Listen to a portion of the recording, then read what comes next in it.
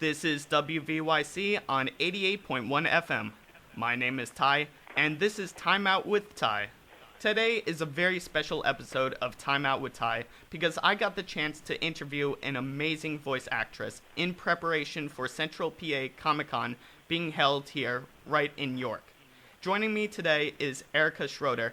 Thank you for joining me here today, and it is an honor. Oh, thank you so much. I'm honored to be on your show. Thanks for asking me.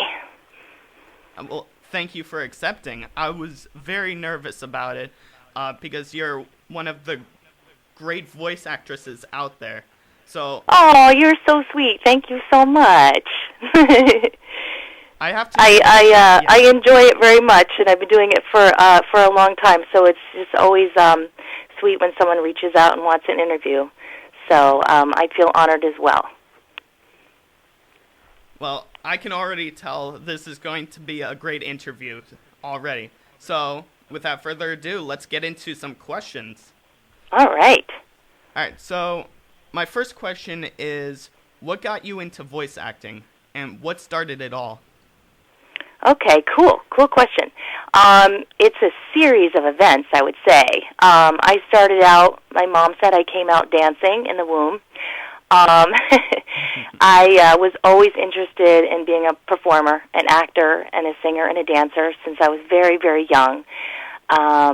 Predominantly, I was interested in the stage, and also, obviously, I was interested in voices. I didn't really know what voice acting was, per se, but I used to, create these characters that I said, well, someday this will be on SNL or something like that, or, on a cartoon.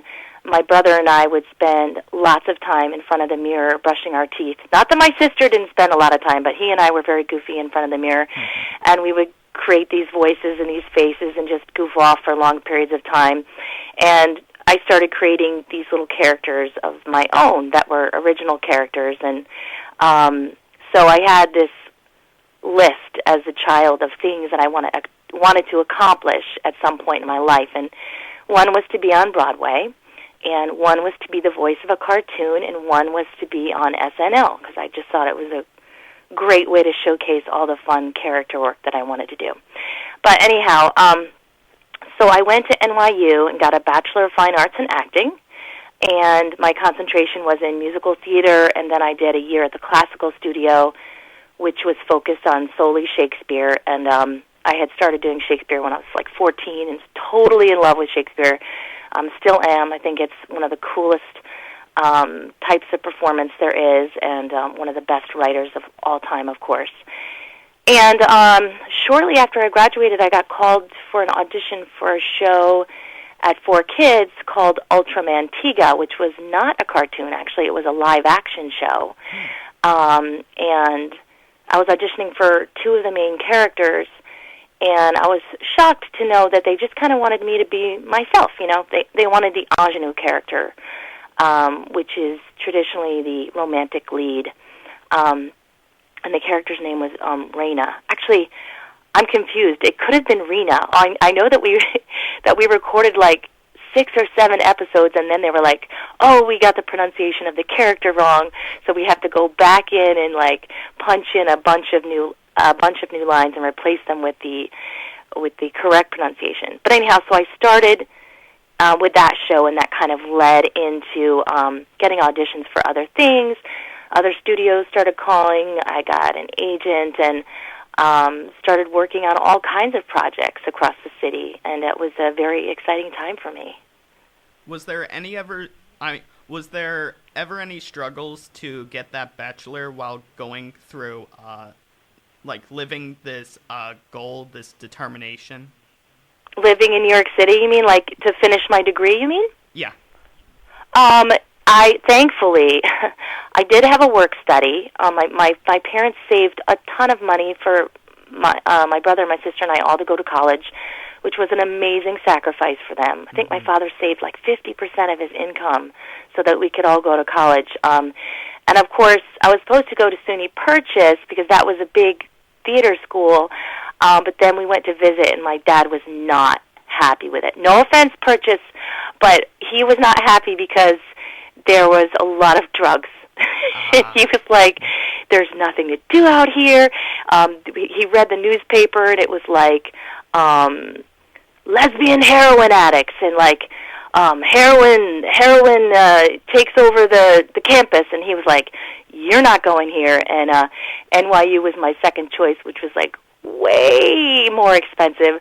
So he was very apprehensive to have me take on that college debt.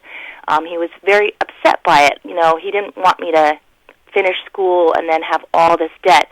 But it was my choice, and I said, you know, I really want to go here. I feel like being closer to the city and getting my feet wet earlier is going to help me in the long run, and I think it really did.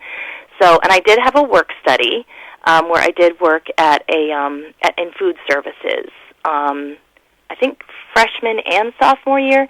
Then it became too much, and I just couldn't handle it with my schedule. So, but for the most part, I mean, that was only like twice a week. So, like I said, my parents were amazing, and so I was really able to focus on my studies and not have to work full time like some people do, which is so admirable to me. But I did pay off my student loans about, 7 or 8 years ago I finished. So that was an amazing feat. But totally worth it. I think some people get a degree and they're like, they never use it, you know, and they're like, why did I throw out all this money?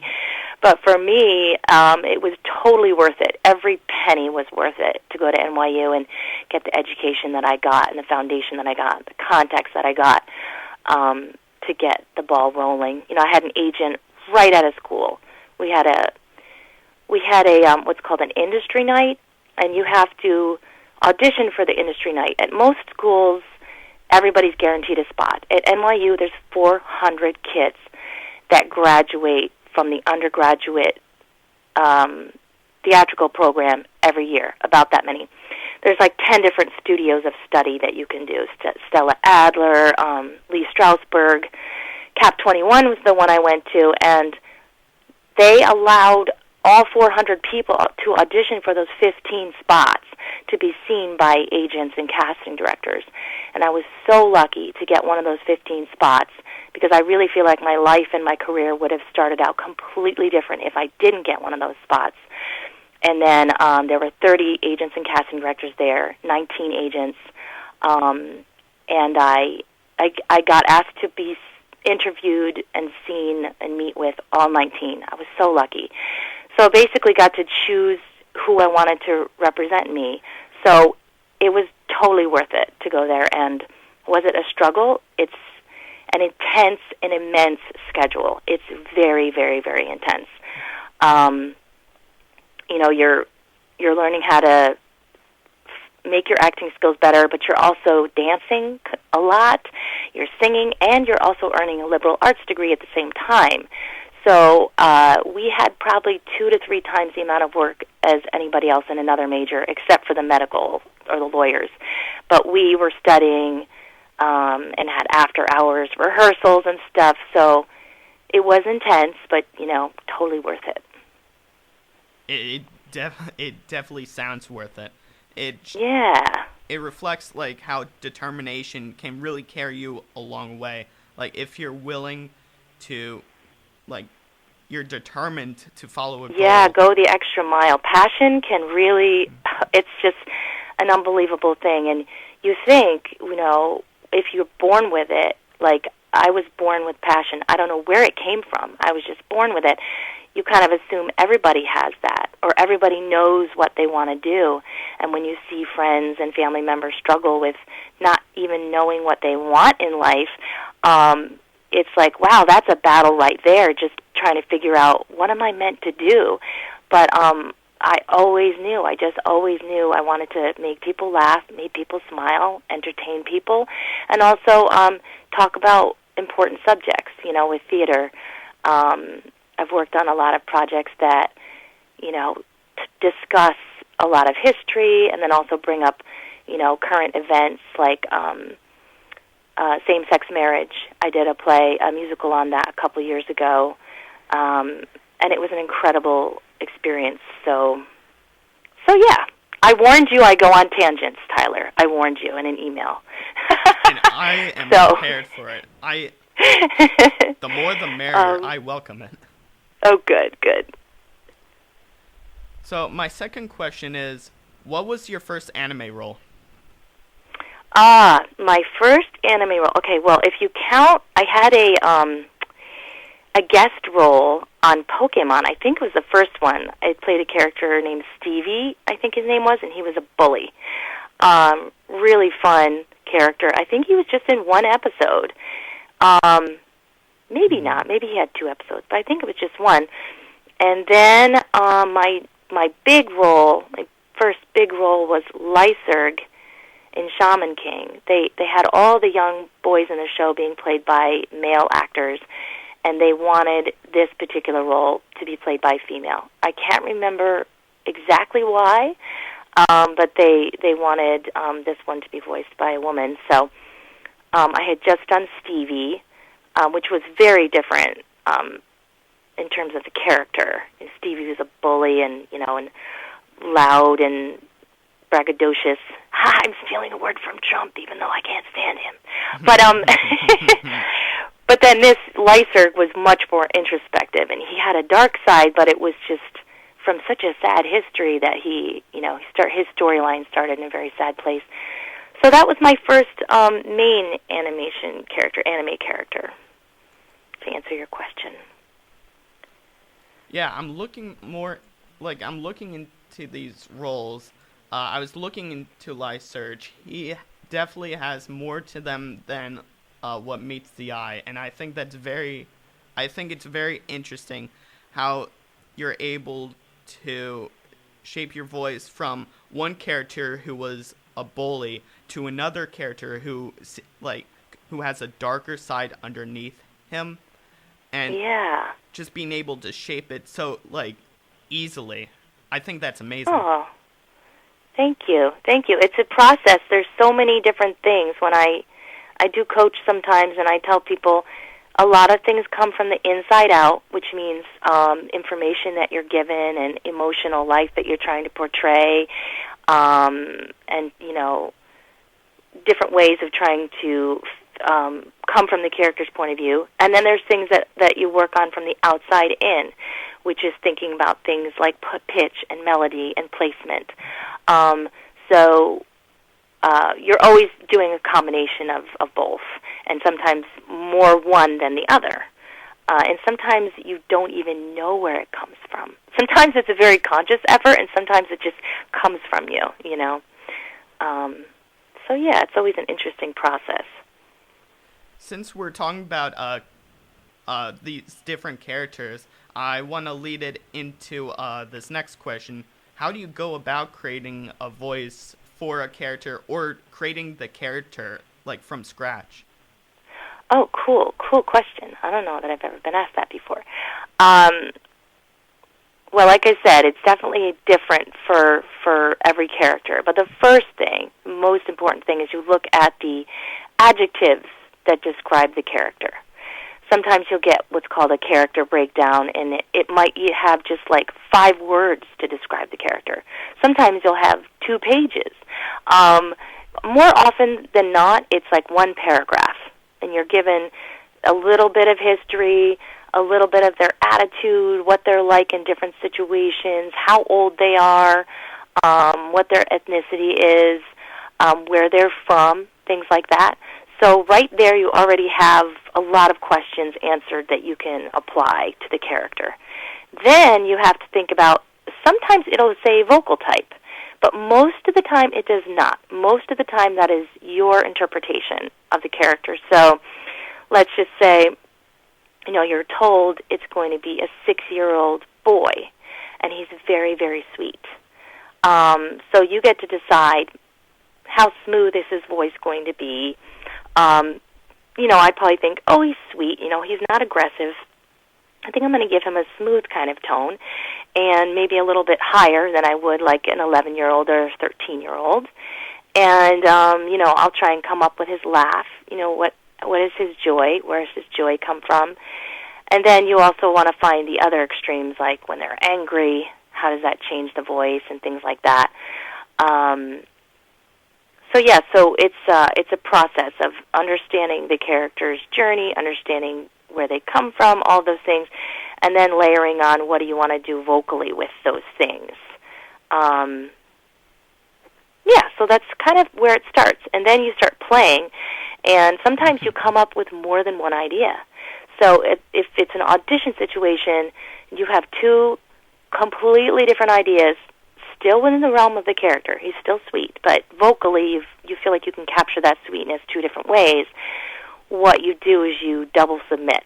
It's something I've done for a really long time.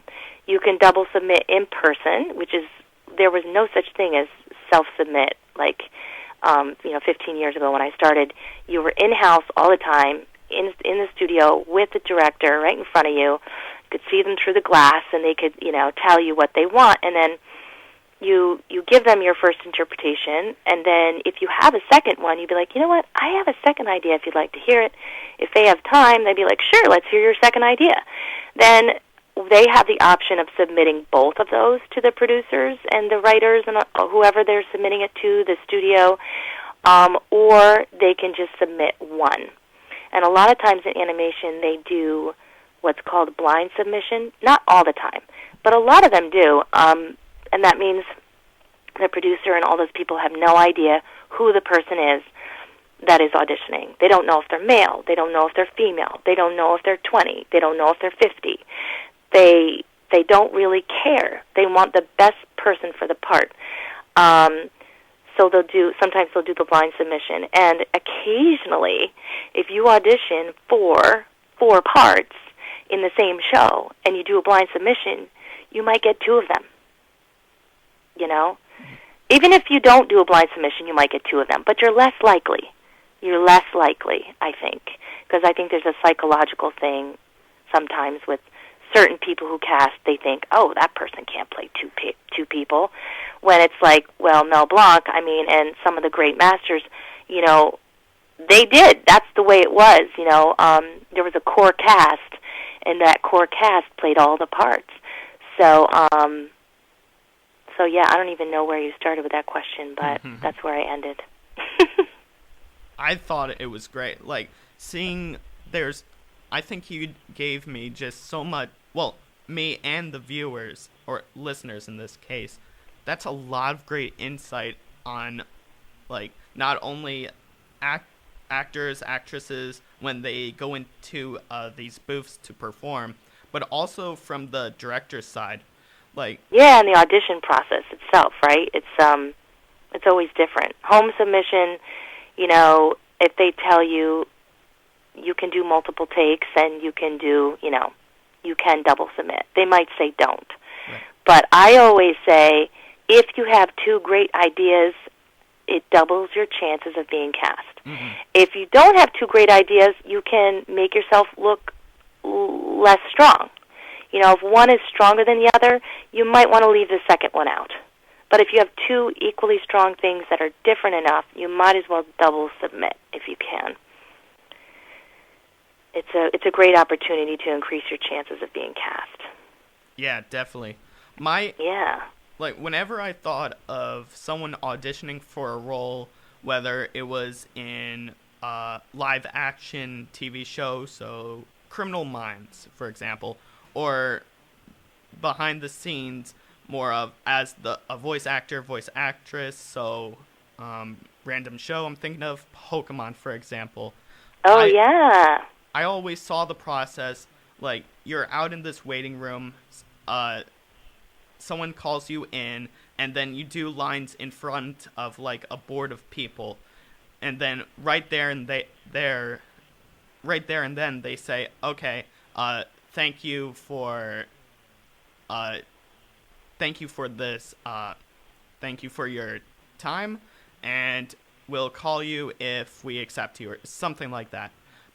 Well, it can be like that. It definitely, but with Pokemon, and actually what you described, very interestingly, is very similar to a theater audition. That's what you described is much more similar to, I would say, a theater audition. There are times in the voiceover situation where there's more than one person in the room. There's always an engineer and a director. I shouldn't say that. Sometimes it's just one person that is both. Sometimes the producers are in the room. More often, they are not in the room. more often, the first phase is the director and the engineer and the actor. So just 3 people. It's nice and intimate, and so there's not a ton of, external pressure to necessarily please everybody all at once. You're there to give your first instincts, take adjustments, take direction, and have a point of view, have an idea, but then be willing to throw it out the door if that's not what the director wants. You have to just throw it out the window immediately if they're like, no, that's not at all what we were thinking, Yeah. Or I like that, but can we try it like this? Can you make this adjustment? So a lot of, getting the part is being able to take direction. It's a huge part of it, and it's something that you want to display as a skill when you're in the booth. It's always better to change more than less. If they have to keep pulling from you, pulling and pulling and pulling, it's better to go a little too far the first time. I mean, of course it's best to hit the mark right away. But if you're not really sure, it's best to go too far and then be pulled back, because then they go, oh, well, they can take direction.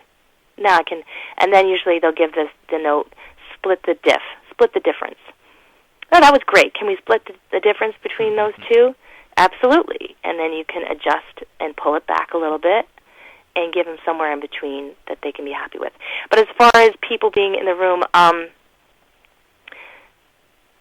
not very often are there a ton of people in the room. Sometimes if it's like if you're there for a record, the producer might be there, or a callback maybe, or once I did a Schick campaign, the Schick razor, and it was at the ad agency, and there was 18 people in the room. I couldn't even count how many people there were. I was like, wow, how am I going to please every single one of these people at the same time? Many cooks in the kitchen. But I think most of them were there to observe because they had worked on it, as an artist or in one way or another. And again, that's kind of a rarity too. That's the campaign was just being formed, and they were doing demo spots for 12 different spots that we're going to show throughout a period of 1 or 2 years. But so some cases there are, in a final callback for a Broadway show, you might have 8 people in the room. I've had, up to, 8 to 15 people in the room for theater, frequently over my career. But usually it's between 3 and 5. And then, again, for voiceover, it's usually, for the first audition, just 1 or 2 people. And when you go through the audition process, have nerves ever been an issue for you?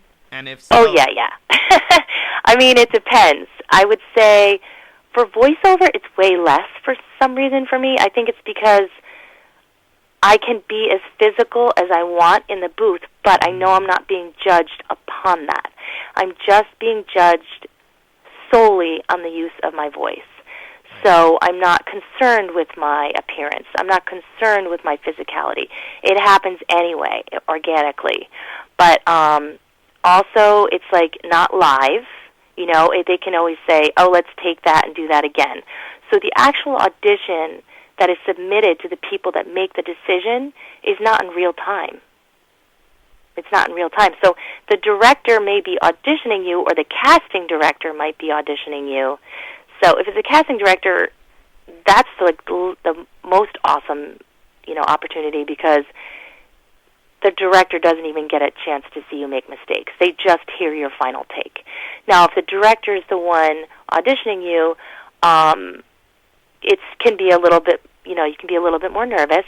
But once you've established relationships too in the business, it takes a lot of the heat off, because you feel comfortable with that person. They are familiar with your body of work.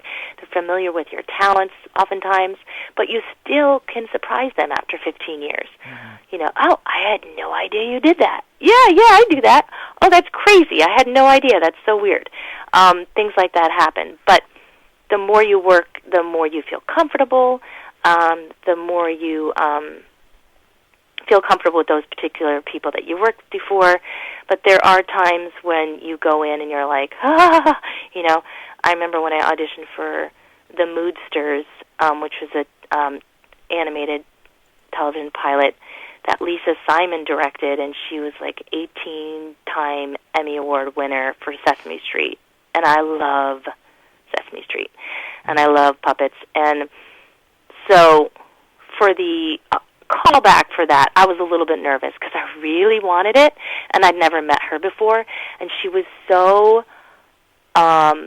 such a strong female, you know, like she was no nonsense, she was savvy, she was intelligent, she was direct, and I was a little bit intimidated by her, completely inspired, but also a little bit intimidated. So there are times when you might be more nervous than others. Sadly, she passed away a couple of years ago, totally unexpectedly. It was very sad. But I was just so thrilled to get to work with her on that pilot.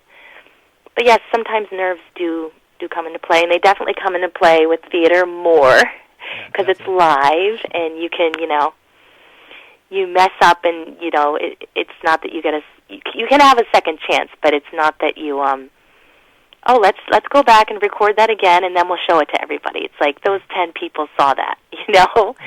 Whoopsie daisy. But it's not that it's less exciting. I mean, it's more exciting, to be honest, to be live.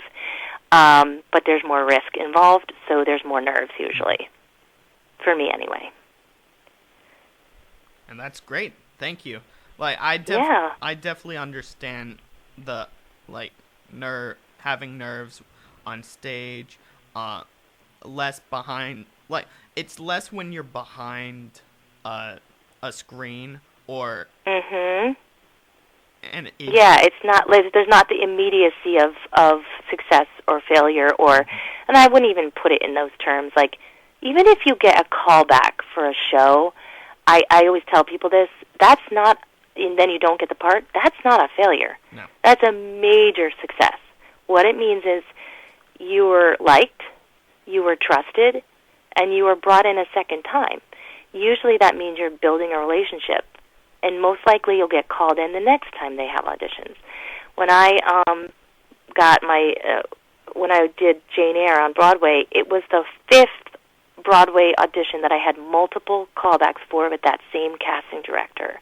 It just so happened that each time I wasn't quite right for the role, or someone else was better, or oftentimes it was my dancing, so that's my weak spot.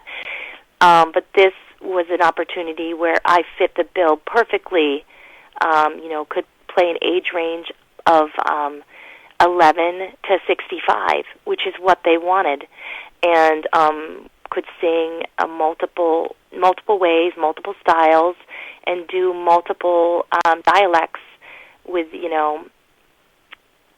So it was just happened to be the perfect timing for me, but it was over time me building a relationship with that casting director and building trust. So every time you are asked in again, you should be thrilled, absolutely thrilled, and never sad or disappointed when you don't get the part, because it just means you're building, you're paving the way for something. Something down the line will happen if you're getting called back. And that's a great way to look at it. What has been your favorite anime to work on in the past years? That's a tough one. I've enjoyed working on so many for different reasons.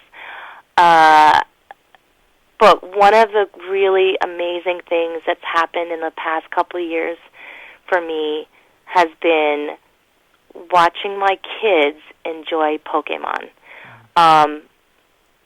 And my son in particular. They both love it, but my son is just, oh my gosh, he is a Pokemon nut. He loves everything about it. He loves every version, every series. And so it's just really cute to watch them watch the show. Or, you know, sometimes we'll be like cleaning or, you know, doing something in another room, and I'll hear like, Mom, come in here, Mom. You know, I'll walk in, they'll be like, is that you? Is that character you? I think it's you, you know. And I'd say like 80% of the time they're right. I'll be like, yep, that's me. And then sometimes they're not right. Sometimes it was somebody else, you know, that might sound like me in a particular age or something like that. But it's been really sweet just being like having them be proud of their mother and getting to go into their classes and read books to them, and sometimes I'll bring in something, that might be Pokemon or something related, and just having that to share that with my kids, being that it's completely age appropriate for them, and just the fact that I've been working on it for so many years, and Pokemon's been great to me. So that's definitely been a huge highlight in my career, working on that show. And since you brought up your children, I wanted to go right into this question. Have your children influenced any of your choices regarding roles or approaches to voicing certain characters along the way? Oh, wow. Cool. Cool question. Okay, what was the first part again, the first half of the question? Have they influenced me going for certain roles? How they influenced any of your choices regarding roles? Oh, my goodness. Well, if I'm I can interpret that question anyway, really. There was an audition, oh my gosh, about a month ago, of something that I had an NDA, a non-disclosure agreement, so I couldn't talk about it, and I still can't talk about it. Right. But my daughter, I did tell her, and she was, oh my goodness, excited, because it just happened to be something based on a book that she loved. So she was like, Mom, you really need to get this. You know what I mean? Like, yeah. You really got to go for this one. So, and she helped me. There was an improvisational section of the audition, and she helped me with it. I had to sing for it. So I was in the car, and I was singing different things, taking them to dance class, and she was like, "Do it that way, do that one. No, that was really funny, or but maybe add this in there, or try that." She's funny. I think she's going to be a future director because she just loves to have control. We butt heads because I'm like, I'm the mom. Sometimes I have to say to her, "Who's the mom?" You're the mom. That's right. I'm the mom, and when you grow up, you can be the mom.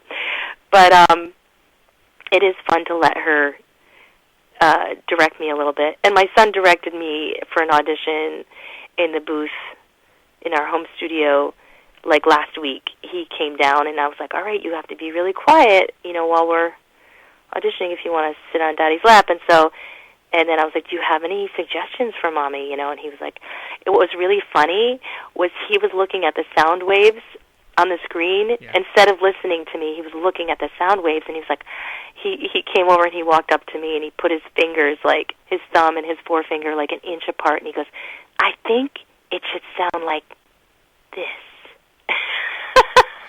And he was like giving me a shape of what the sound wave should look like. And I'm like, well, I might need a little bit more to go on than that. He's like, it should be this big. It was so cute. And as far as them influencing my approach to roles or performances, yeah, I mean, I look at the way that they talk and the way they articulate. Sometimes a child doesn't know, exactly where a consonant ends and a vowel begins, so they might over-articulate, but not completely correctly. I liken it to like when a baby's learning to walk. They know that their foot needs to hit the floor, but they're not sure when their foot is going to hit the floor. So oftentimes their leg straightens right before it hits the floor, and it creates this hilarious walk that babies have because they just don't know where the floor is. They can't perceive it yet. So it's the same thing with a kid when they're trying to learn how to talk. It's almost like they have marbles in their mouth, and they're trying so hard to get the words out. So sometimes I might listen to them if I want to create a certain type of speech, and it does help inform how I approach younger voiced characters sometimes. So it's a cool question. That's really amazing how much your kids can influence you like that. It's truly amazing. The biggest thing, I'll say this, and it wasn't part of your question, but the biggest thing that's changed in my performance since I had children is the depth of my emotional well. For some reason, if I was asked in a play or whatever, or anything, to have like super high stakes, this character's super upset about something, organically I would cry. You know, like in these comedic roles, I had no problem shedding real tears on stage or in the booth when the character's upset. But every time I was told it was a serious moment, I had a harder time getting there, like getting real tears. Or you don't always have to feel exactly what the character's feeling, but let me tell you, if you are feeling those things, it is way more organic and way more real. And recently I had to do that game White Day. I don't know if you heard about that, the Korean game. I guess it wasn't recently, maybe 2 years ago now. But my role, I probably shouldn't give too much away, but my character had to be in a fire. And the character was calling for her mother. And as I was performing it, this character was like basically dying and trying to find her mother and asking for her mother. I got extremely emotional. And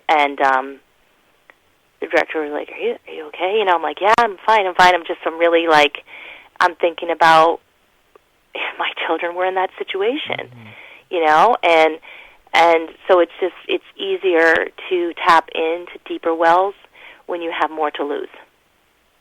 You know, so it's definitely strengthened my dramatic performance. I mean, leagues, I would say. So, yeah. Wow. That really is incredible. Wow. Yeah, it's neat. It changes you. Definitely. What has been your favorite role in the past 15 years? I do get asked that, and I never have the same answer, or I have multiple answers, because I love different characters for different reasons, and Lyserg has a soft spot for me because it was my first role, and I really enjoyed working with Tony Salerno. I think he's credited as Anthony Salerno. I'm not really sure. And then I love working on Luffy, of course. I mean, just such a fun character. I mean, come on. Ridiculous amount of fun. And I love his goofy side. Just love that side of him, the playful side. And then I love playing Bianca in Pokemon Black and White because she was just Looney Tunes. I mean, every time she entered the screen, she would, you know, I think she was running into Ash and, like, bumping into him and throwing him into some body of water. She has really, really high highs and very low lows, you know, like, she would get upset about something. She was just petulant and very strange and odd. And then she also had this funny fangirl thing going on with, like, what was the Pokemon with all the muscles? I don't know, but she would just, like, fangirl out on this particular Pokemon, which just cracked me up.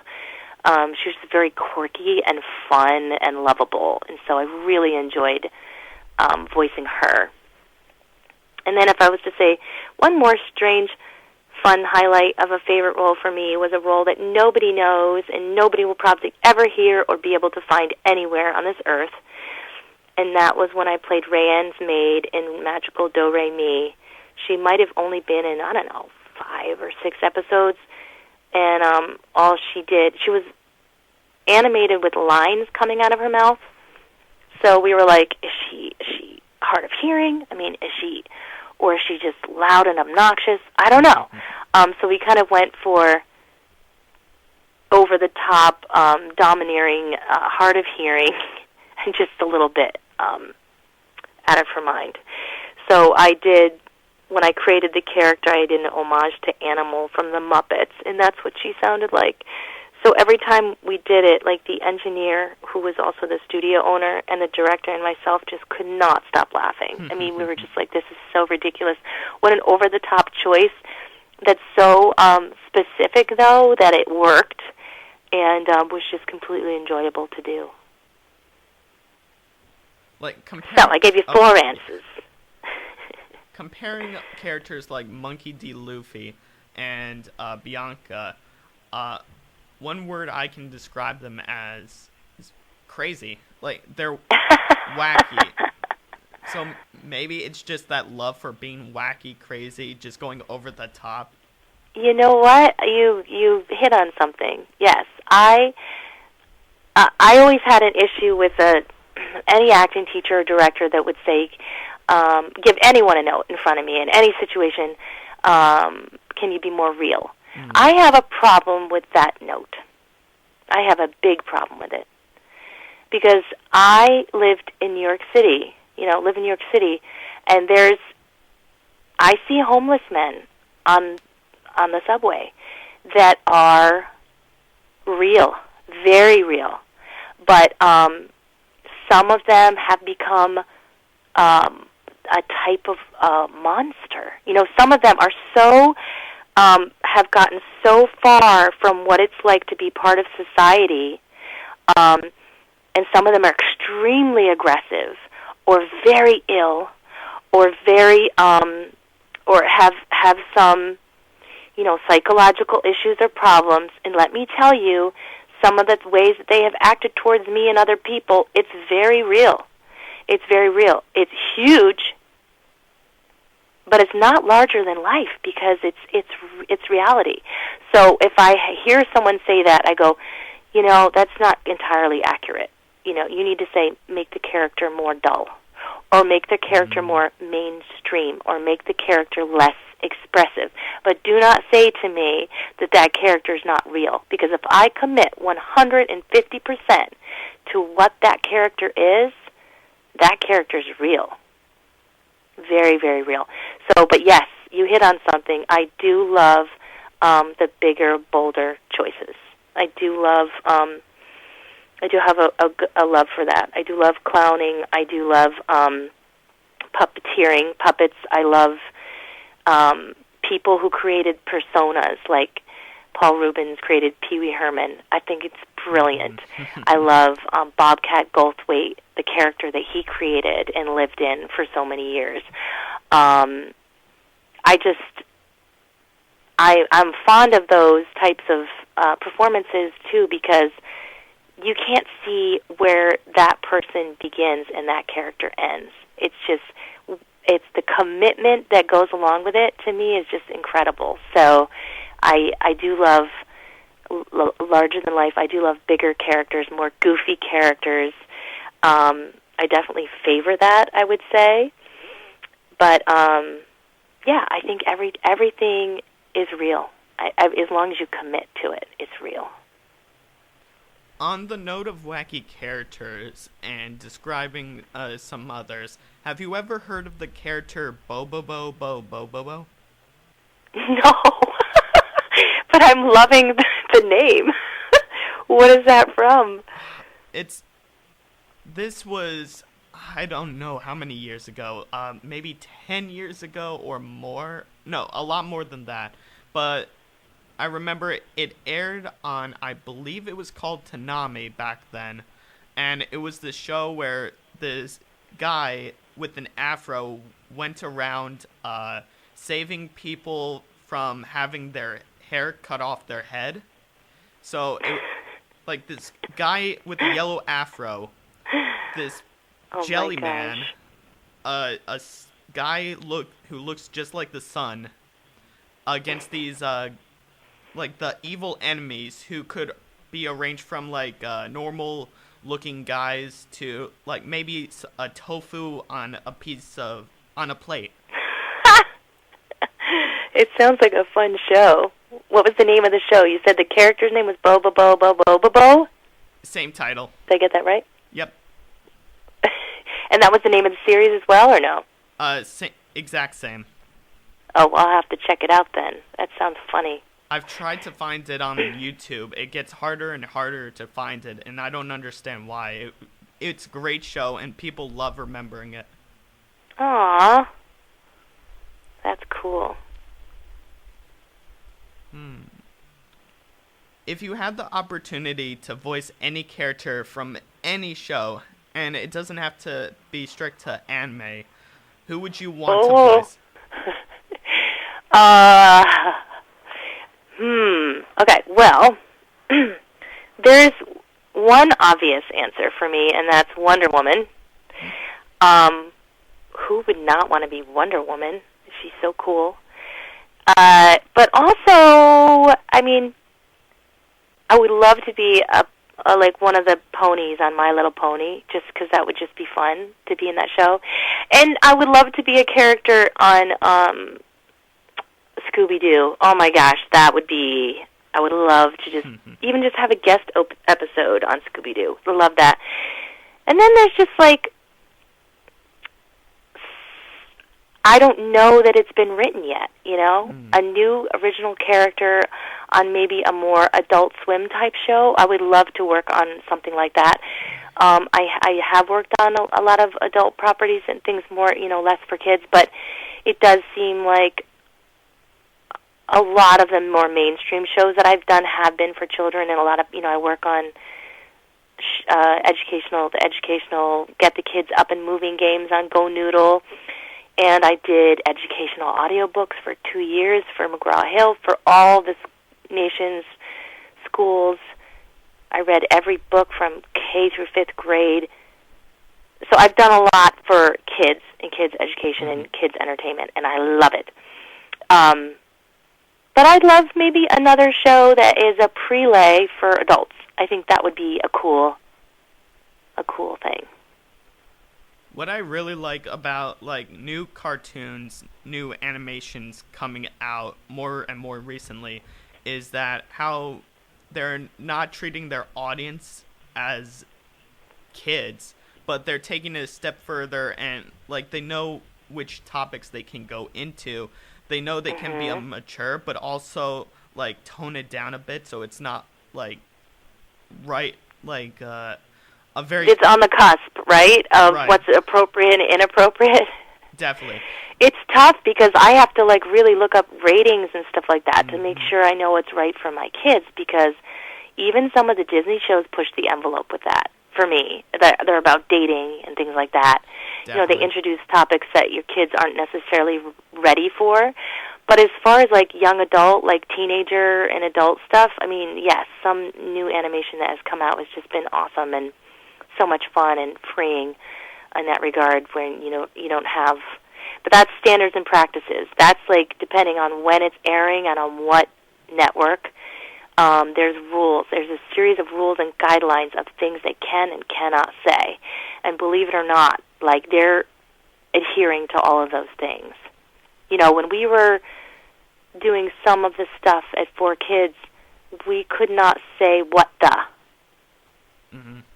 Because that implied a third word. Right, yeah. A couple of different ones, but none of them were acceptable. So occasionally a new writer would come in and write that in, and then we'd catch it and be like, nope. Or we'd do it anyway, and then we'd get called in for fixes on it because they had to rewrite it. You know, sometimes it would slip by. But things like that, S&P, Standards and Practices, really regulates a lot of what is allowed and what isn't allowed during that time frame on that particular channel. Right, definitely. One of the shows that comes to mind when it's like it's on that borderline of what's too mature and maybe what's not enough mature is like shows like Steven Universe, if you've heard of it. I have heard of it. I have not seen it yet. I have like a couple of friends, you know, one or two friends that love it. Like my sister recommended me to the series. This was like when it was, I think it was through the first season, and I kind of took a step away from like Cartoon Network and all those channels. My sister, who's like 3 years younger, recommended it to me. I took a look, and I constantly now follow the show because it's able to handle both very mature subjects, but on a level with like their audience. Like they know who their audience is targeting, and cool. Like just I'll have having to check that out for sure. I definitely recommend it. Oh well, I'm now that I've gotten a second or third recommendation, I'm gonna check it out. I'm thinking one last question, and then we'll wrap it up, if that's all right with you. Sure. So my last question is, where do you see yourself in the coming years? I don't know. I mean, I still... Okay. Well, I definitely will be doing more... This is the least exciting thing, but I'm definitely going to be doing more commercials. Because I've decided to... about a month or two ago, I started doing commercial auditions again. It's just a lot of time to be doing animation commercials and, animation auditions and commercial auditions and, all the other things I do. There's just a lot of things. Then also, I will be auditioning for theater again come September, October next year, which is going to be a huge thing. I wanted to put my children to bed every night. That was a big priority for me because those are years that I cannot get back. I can always go back into acting. I can be a different age. I can be a different type. I will always represent whatever is out there in society. And then I can transform and be something that I'm not normally. But there will always be parts for me no matter how old I am. But I will not be a mom of a, 7 and 9-year-old again. It's only going to happen right. 1 year, and then they're going to change. So I'll be auditioning for theater again, possibly for Broadway. So we'll see what happens. Mm-hmm. And I'm going to also start auditioning for television, live action television again. And what else? I don't know. I think it would be cool to be like on a podcast that's like a character type, radio show, like the old radio shows, like the talkies, when before there was television. I think there's like been a recent throwback to that. I think it would be really fun to be involved with something like that. And again, what I mentioned before, it would be fun to be like on a prelay show that's more for adults. So, so to answer your question, I'm going to continue to act, and I will also be directing, I think, and maybe even producing a little bit, but not animation yet. That's a big undertaking. So that's where I think I see myself. That's great. That's really awesome. Like, it's not just one goal you have, but also there's so many that you're constantly on a roll, keeping yourself busy, keeping on living how you want to live in life, not slowing down, going the rate you want to go in life. That's amazing. Well, thank you so much. Thank you. I mean, some people live to make money and some people live to make art, and I live to make art, and I hope the money follows. I hope to, be able to continue to support my family doing what I love. And it has never been my main goal in life to be anything other than an artist and live that way and gain experiences. And if creature comforts come with that, then great. But if they don't, it's just really important that you have everything that you need and that you're living life for experiences, because that's really the only thing that you can. At the end of the day, what do you have? A bunch of furniture or a cool resume and a bunch of experiences that you lived through. Yeah. And that's why I love to take my kids to the theater too, because it's always a special memory just to see their faces and watch them experience art. So, thank you so much for having me on the show. You've asked so many wonderful questions, so many that I never have been asked before, and I really enjoyed exploring these questions with you. Well, thank you for being on the show. I didn't imagine this going as well as it did. This went amazingly well, and I'm glad I didn't stutter as much as I thought I would. But this was You did amazing. A great job. You did an excellent job. Thank you. Well, I have one very last question before we officially end things, and that's because of what's coming up tomorrow. So tomorrow is Comic-Con being held here in York. Well, it's not Comic-Con. It's the Central PA Comic-Con. So you've been invited as a guest to be there. I wanted to ask, what are you looking forward to the most while being there tomorrow and on Sunday? Aw, that's a great question. I'm looking forward to meeting everyone, and I'm looking forward to, I'm doing a panel I'm doing a Q&A from 3 to 4 on Saturday, and then I'm doing a panel on Sunday from 2 to 3. I don't know what it's been named, but I think it's going to be a ton of fun. It's going to be like a voiceover type challenge where I'm just going to get people up and just throw a bunch of stuff at them and see how they do. And usually, you can either do well or you can, you can fail, but it's in the most fun way. I mean, it's about laughing at yourself. Definitely. And about growing and about trying things and not taking yourself too seriously. And I've got like a couple of games planned, and I think it should be a ton of fun. So I'm really looking forward to doing the panel with everybody, and just meeting the fans and conversing like we did today. So yeah, I'm excited. I hope I see tons of you there. And I look forward to going to the event. This is the first time I've heard of it since all my years of being here at college.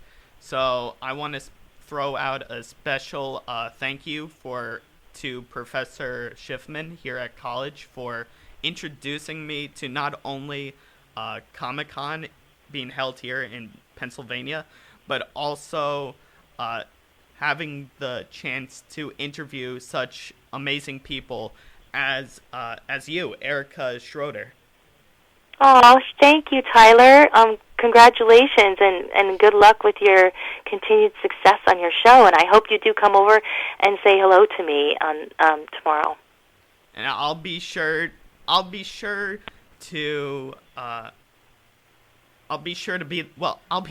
there. Awesome. Well, I'd like to thank my audience for joining me today. This has truly been an amazing experience. And there's really no other words to put it except truly amazing. My name's Ty. This has been Time Out with Ty. And I will see you all next week. So until then, take care. And it's time to time out.